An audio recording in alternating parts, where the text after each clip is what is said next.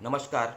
मैं धर्मेंद्र कन्नौजे, सहायक प्राध्यापक समाजशास्त्र, महाविद्यालय का नाम शासकीय रानी अवंतीबाई लोधी नवीन महाविद्यालय, परपोड़ी, जिला Bemetara, Chhattisgarh. Email ID Dharmendra Kannauje 06@gmail.com। Contact number है 7566368949। आज का मेरा विषय है पीड़ितों को मुआवजा।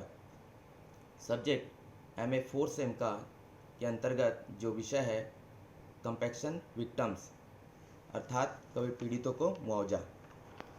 तो आगे हम पीड़ित शास्त्र के बारे में, जो पीड़ितों के मुआवजा के बारे में बात कर ले, उससे पहले हम थोड़ा पीड़ित शास्त्र के बारे में थोड़ा जान लें। पीड़ित शास्त्र आज का नहीं, बहुत पहले से ऐतिहासिक रूप से अध्ययन किया जाता रहा है। परंपरागत सभी समाजों में अपराध का अध्ययन और अपराध का केंद्र बिंदु अपराध और उसका अपराधी होता था, जिसको अपराध शास्त्र कहा जाता था। अपराधी व्यक्ति को राज्य के नियमानुसार दंडित किया जाता था, जिसे दंड शास्त्र के अंतर्गत रखा गया है। वहीं अपराध द्वारा पीड़ित और उसके व्यवहार का अध्ययन पीड़ित शास्त्र कहलाता है। पीड़ित शास्त्र की ऐतिहासिक पृष्ठभूमि को हम देखते हैं। अपराधी, जब भी हम देखते हैं, अपराधी के अध्ययन में हमेशा यह शिकायत रहती कि शिकायत नहीं दर्ज की जाती, और शिकायत यदि की जाती है तो उसे दर्ज नहीं की जाती, और यदि दर्ज कर भी लिए तो छानबीन नहीं होती और ना ही किसी प्रकार की कार्रवाई होती। इसलिए अपराध के सही आंकड़े हेतु और अपराध अध्ययन करने के बाद भी अपराध में कमी नहीं आती, इसलिए 19वीं और 20वीं शताब्दी में पीड़ितों को केंद्रित करते हुए एक अध्ययन शुरू हुआ, जिसे हम पीड़ित शास्त्र कहते हैं। पीड़ित शब्द का सर्वप्रथम उपयोग वैसे तो अनेक विद्वानों द्वारा मेंडल सोहन को माना जाता है, जिन्हें पीड़ित शास्त्र का जनक माना जाता है, जिन्होंने 1947 में सर्वप्रथम औपचारिक रूप से पीड़ित शास्त्र शब्द का उपयोग किया था। किंतु इससे पहले भी और भी विद्वानों ने पीड़ित शब्द का, लैम्ब्रोसो, गैरोफेलो, टार्ड ने अपराध को पीड़ित के संदर्भ में प्रयोग किया। वहीं हंसवाने और हेंटिंग ने 1941 में शब्द पर औपचारिक रूप से नहीं किंतु प्रयोग किया। अधिकांश विद्वान मेंडल सोहन को ही पीड़ित शास्त्र का पिता मानते हैं। अब पीड़ित शास्त्र, जिसे कई विद्वान अपराध शास्त्र के समांतर शास्त्र मानते हैं, कुछ इसके अपराध शास्त्र के जस्ट विपरीत का शास्त्र मानते हैं, जिसे पीड़ित शास्त्र कहा जाता है।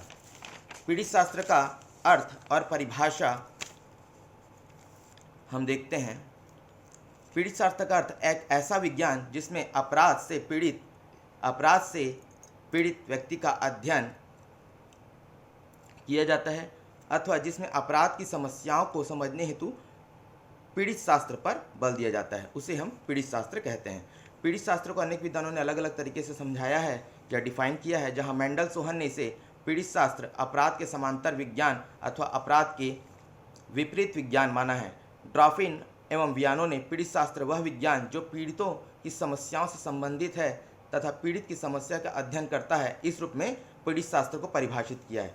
पीड़ितों को किस प्रकार के पीड़ित होते हैं, उनको हम अलग अलग तरीके से वर्गीकृत कर सकते हैं। अनेक विद्वानों ने अलग अलग तरीके से वर्गीकृत किया है। सामान्यतः हम देखें तो डकैतों से पीड़ित व्यक्ति, हत्या से पीड़ित व्यक्ति, अपराध एवं फिरौती से पीड़ित व्यक्ति आदि व्यक्ति हम देखते हैं। इसके अतिरिक्त अन्य और भी वर्गीकरण हैं, जिसे मुख्य रूप से पीड़ित शास्त्र को समझने के देखा जाता है, किंतु हमारा आज का विषय है पीड़ितों को मुआवजा के संदर्भ में, इसलिए हम इसे सरसरी तौर पर देख लेते हैं। पद्धति शास्त्री परिप्रेक्ष्य। पद्धति शास्त्री परिप्रेक्ष्य को 3 भागों में विभाजित किया गया है। पहला है प्रत्यक्षवादी पीड़ित शास्त्र, दूसरा है अतिवादी पीड़ित शास्त्र, तीसरा है विवेचित पीड़ित शास्त्र। उक्त तीनों में कुछ थोड़े थोड़े अंतर हैं, फिर भी तीनों का एक सामान्यता देखा जाए तो तीनों में एक सामान्य और कॉमन चीज़ है, अध्ययन का बिंदु अपराध के शिकार व्यक्ति हैं। इस पीड़ित शास्त्री परिप्रेक्ष्य से अपराध के अनछुए पहलू अर्थात पीड़ित की ओर ध्यान जाता है, वहीं अपराध को समझने का प्रयास किया जाता है। पीड़ित शास्त्री परिप्रेक्ष्य से द्वारा या कहें परिणाम स्वरूप पीड़ितों को मुआवजा हेतु आवाज़ उठने का पहला अवसर मिला। अब देखते हैं अपराध में पीड़ित की भूमिका। अपराध जब होते हैं उसमें अपराध से पीड़ित व्यक्ति की क्या भूमिका होती है। अनेक बार पीड़ित अपराधी को उकसाता है अपराध हेतु। हम कभी कभी मानते हैं पीड़ित को कमज़ोर, निष्क्रिय और किसी प्रकार से दोषी नहीं मानते और अपराधी को ही हम क्रूर और आक्रमणशाली मानते हैं, जो कि यह मानना उचित नहीं है। कभी कभी ऐसा होता है जो पीड़ित ही अपराधी को उकसाता है कि वह अपराध करे। पीड़ित की भूमिका इस तरीके से हो सकती है, अपने बचाव के रूप में, आत्मसुरक्षा के लिए वह पीड़ित की भूमिका अपराध की हो सकती है। कभी कभी जैसे फॉर एग्ज़ाम्पल किसी के आक्रमण से अगर कोई आपको मर्डर करना चाहता है, उसके बचाव में आप कुछ आत्मसुरक्षा के लिए दूसरे पर आक्रमण करते हैं, तो आत्मसुरक्षा के लिए आप अपराध कर सकते हैं। वैसे ही अब प्रोत्साहन, सहमति के रूप में पीड़ित की भूमिका अपराध में हो सकती है। कभी कभी देखा गया है निर्दोष व्यक्ति अक्सर अपराध के शिकार हो जाते हैं। पीड़ित की भूमिका संबंधी विवाद अभी कम नहीं हुआ है। इस संदर्भ में अलग अलग विद्वानों, अलग अलग देशों में अलग अलग तरीके से अपनी राय हैं, किंतु अब आगे बिंदु में देखते हैं अपराध के पीड़ितों को मुआवजा पर वाद विवाद। हम जानते हैं अधिकांशतः पीड़ित व्यक्ति निर्दोष होता है। अपराधी या तो पकड़ा जाता है या पकड़ा जाना संभव है, और अपराधी का अगर विरुद्ध कोई ठोस साक्ष्य उपलब्ध ना हो तो उसे छोड़ दिया जाता है या रिहा कर जाता है। किंतु पीड़ित की भरपाई कहाँ से होगी? अगर किसी का अपराध के दौरान किसी का अंग भंग हो गया है तो उसको क्या मिलेगा? इस संदर्भ में विचार शुरू हुआ अमेरिका और पश्चिम समाज में, और जो किस तरीके से उसे मुआवजा प्रदान किए जाए, ये वाद विवाद बहुत हुआ। आज अधिकांश देश यह सहमत हैं कि मुआवजा दिया जाना चाहिए, किंतु कुछ समय पहले कुछ देश इसके पक्षधर नहीं थे कि पीड़ितों को उसका मुआवजा दिया जाए, लेकिन अब आज अधिकांश देश सहमत हैं कि पीड़ित को कुछ न कुछ मुआवजा प्रदान किया जाना चाहिए। इंग्लैंड में अपराधी न्याय नीति कभी सीमा तक पीड़ित शास्त्र के लिए अध्ययनों द्वारा प्रभावित हुई है। वॉन्डिज ने इंग्लैंड के पीड़ितों की नीति निम्नलिखित 3 लहरों में उल्लेख किया है: 1960 से 75 के बीच, 1975 से 1980 के बीच, 1980 के बाद का युग। 1960 से 1975 का जो तक युग है, राज्य द्वारा पीड़ितों को मुआवजा दिए जाने संबंधी प्रयास प्रारंभ हुए। 1975 से 1980 के तक के युग में, जिसमें बलात्कार संकट केंद्रों, आश्रय घरों, पीड़ित सहायता योजनाओं तथा वे पीड़ितों के साथ न्याय के लिए आंदोलित थी। इंग्लैंड के राष्ट्रीय पीड़ित संघ की स्थापना हुई तथा महिलाओं पीड़ितों को लाभ हेतु 50 योजनाओं को लागू किया गया। अनेक स्वैच्छिक संगठन भी पीड़ित महिलाओं के सहायता हेतु आगे आए तथा उनके भी पीड़ितों को मुआवजा देने में महत्वपूर्ण भूमिका रही। 1980 के बाद के युग में, जिसमें पीड़ित की सहायता का संस्करण हुआ तथा अपराध एवं अपराध न्याय से संबंधित सभी अभिकरणों को पीड़ितों की सहायता करने तथा उन्हें भी न्याय दिलवाने की गंभीर प्रयास हुए। 1980 के बाद अपराध के पीड़ितों से संबंधित अनेक प्रयासों को सम्मिलित करने का प्रयास किया गया। मुख्यतः हम देखते हैं अधिनियम में संशोधनों के साथ साथ गृह मंत्रालय द्वारा संबंध में अनेक निर्देश जारी किए गए हैं कि मुआवजा किस किस तरीके से किस रूप में व्यक्ति को प्रदान किया जाए या पीड़ित व्यक्ति को प्रदान किया जाए। पहला है 1980 में पीड़ितों के चार्टर की घोषणा की गई। 1990 में गृह मंत्रालय के परिपत्र में पुलिस अधिकारियों के लिए यह निर्देश जारी किए गए कि वे अपराधियों के साथ साथ पीड़ितों के दृष्टिकोण को भी सामने रखकर अपराध को समझने का प्रयास करें। यहीं पर हम देखते हैं पीड़ित शास्त्र, कहने का मतलब है पीड़ित शास्त्र को भी, पीड़ित को भी देखकर हम अपराध किस प्रकार है उस प्रकार समझने का प्रयास करें। इस हेतु गृह मंत्रालय ने उन्हें आदेश जारी किया गया।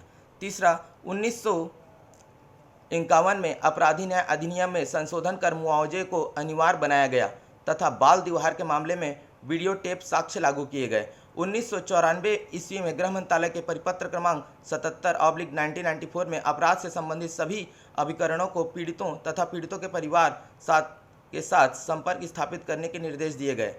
1995 ईस्वी में पीड़ितों के दृष्टिकोण को महत्वपूर्ण मानने संबंधी नवीन राष्ट्रीय मानक बनाए गए।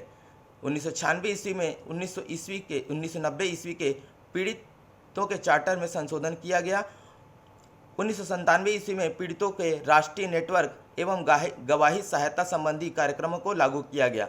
1998 ईस्वी में अपराध एवं अव्यवस्था अधिनियम द्वारा स्थानीय अधिकारियों को यह उत्तरदायी सौंपा गया कि जहां तक संभव हो सके वहां के अपराधियों को पीड़ित के पुनरुद्धार हेतु सहायता कर प्रयास करें। 1999 में गृह मंत्रालय द्वारा अपराध के पीड़ित नाम से इश्तिहार प्रकाशित किए गए। 2001 ईस्वी में गृह मंत्रालय द्वारा यौन अपराध एवं अन्य अपराध से पीड़ित बंदियों की रिहाई संबंधी सूचना देने हेतु इश्तिहार प्रकाशित किए गए। 2002 में गृह मंत्रालय द्वारा पीड़ित के व्यक्तिगत बयान देने संबंधी इश्तिहार प्रकाशित किए गए। उपयुक्त सभी बिंदुओं से यह स्पष्ट होता है कि पिछली शताब्दी में अंत में अनेक देशों में पीड़ितों को मुआवजा देने हेतु प्रयास किए गए तथा लगभग सभी राष्ट्र इस मुद्दे पर सहमत हो गए कि पीड़ित पक्षधर को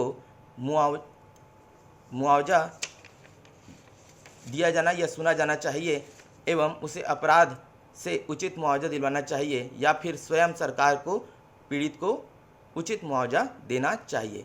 कुल मिलाकर अगर कोई अपराध करता है व्यक्ति तो अपराध के कारण जो पीड़ित व्यक्ति है उसके अगर किसी प्रकार से अंग भंग होता है, किसी प्रकार का परेशान होता है या किसी प्रकार से उसे मतलब चोट पहुंचती है तो उसका मुआवजा प्रदान करने का प्रयास किया गया है। उसे इस ग्रुप को स्पष्ट करने के लिए प्रयास किया गया है कि जब अपराध के द्वारा अपराधी मतलब अपराध करता है तो पीड़ित सबसे पहले जाए और अपने थाना क्षेत्र में जाके उस संदर्भ में उसकी शिकायत दर्ज करे और इससे सक्षम अधिकारी एसडीएम या फिर कलेक्टर के द्वारा इससे जो है आदेश जारी किया जाता है कि मुआवजा के लिए कुछ किस प्रकार से रकम दिया जाए। यह मुख्यतः देखा जाए तो लॉ का विषय है जिसे आप लॉ के विषय में जाके अच्छे से दे सकते हैं। छत्तीसगढ़ की स्थिति में हम देखा जाए किस किस प्रकार से मुआवजा प्रदान करने के लिए प्रयास किए गए हैं और किस किस प्रकार से लाभ की राशि को मुआवजा पीड़ितों के मुआवजा हेतु प्रदान करने गया है। छत्तीसगढ़ में रेप का मुआवजा जो कि नाबालिग लड़की के साथ हुए जिसको 50,000 से बढ़ाकर अब 3 लाख रुपए कर दिया गया है। गरीब और जो नाबालिग ना हो उसको 25,000 की जगह 1 लाख उसकी रकम बढ़ा दी गई है। गृह विभाग में इस संदर्भ में सूचना जारी कर दी गई है। वहीं छत्तीसगढ़ में जीवन क्षति पर 1 लाख रुपए, एसिड अटैक पर 50,000 रुपये, शरीर के अंग या भाग विकलांग में 40% से 80% के विभिन्न प्रकरणों में देखा जाए विकलांगता के स्तर में उसे 10,000 से लेकर 50,000 तक का रकम मुआवजा प्रदान किया जाता है। कुल मिलाकर कहने का प्रयास यह है कि अपराध तो व्यक्ति अपराध करके चला जाता है किंतु उसके कारण कुछ व्यक्ति पीड़ित हो जाते हैं तो उसे किसी न किसी प्रकार से उनका मुआवजा प्रदान किया जाना चाहिए। और इस पीड़ितों के अध्ययन से हमें अपराध होने का कारण भी पता चलता है।